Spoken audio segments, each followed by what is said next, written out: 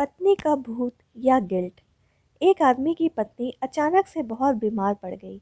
मरने से पहले उसने अपने पति से कहा, मैं तुम्हें बहुत प्यार करती हूँ, तुम्हें छोड़कर नहीं जाना चाहती। मैं नहीं चाहती कि मेरे जाने के बाद तुम मुझे भुला दो और किसी दूसरी औरत से शादी कर लो। वादा करो कि मेरे मरने के बाद तुम किसी और से प्रेम नहीं करोगे, वरना मेरी आत्मा तुम्हें चैन से जीने नहीं देगी। और इतना कहकर वो चल बसी। उसके जाने के कुछ महीनों तक उस आदमी ने किसी दूसरी औरत की तरफ देखा तक नहीं।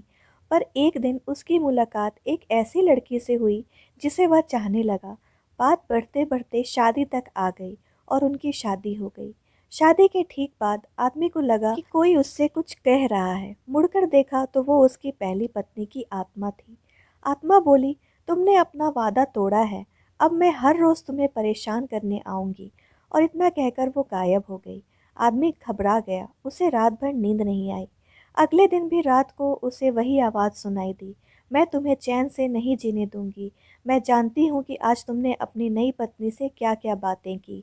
और उसने आदमी को अक्षरश एक एक बात बता दी। आदमी डर कर कांपने लगा। अगले दिन वह शहर से बहुत दूर एक जैन मास्टर के पास गया और सारी बात बता दी। मास्टर बोले, ये प्रेत बहुत चालाक है। बिल्कुल है, तभी तो मेरी एक एक बात उसे पता होती है, आदमी घबराते हुए बोला। मास्टर बोले, कोई बात नहीं, मेरे पास इसका भी इलाज है। इस बार जब तुम्हारी पत्नी का भूत आए तो मैं जैसा कहता हूँ तुम ठीक वैसा ही करना। उस रात जब आत्मा वापस आई तो आदमी बोला, तुम इतनी चालाक हो, मैं तुमसे कुछ भी नहीं छिपा सकता। और जैसा कि तुम चाहती हो, मैं अपनी पत्नी को छोड़ने के लिए भी तैयार हूँ। पर उसके लिए तुम्हें एक प्रश्न का उत्तर देना होगा, और अगर तुम उत्तर न दे पाई तो तुम्हें हमेशा हमेशा के लिए मेरा पीछा छोड़ना होगा। पत्नी का भूत बोला, मंजूर है, पूछो अपना प्रश्न। आदमी ने फौरन ज़मीन पर पड़े हुए बहुत सारे छोटे छोटे कंकड़ पत्थर अपनी मुट्ठी में भर लिए और बोला, बताओ मेरी मुट्ठी में कितने कंकड़ हैं। और ठीक उसी समय भूत गायब हो गया।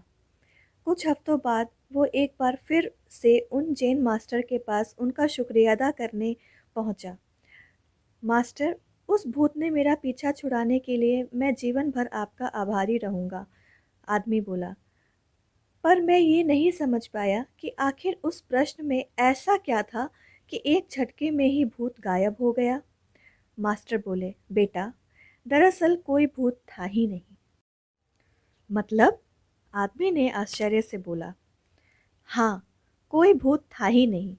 दरअसल दूसरी शादी करने की वजह से तुम्हें एक अपराध बोध महसूस हो रहा था, और उसी वजह से तुम्हारा दिमाग एक भ्रम की स्थिति पैदा कर तुम्हें भूत का अनुभव करा रहा था।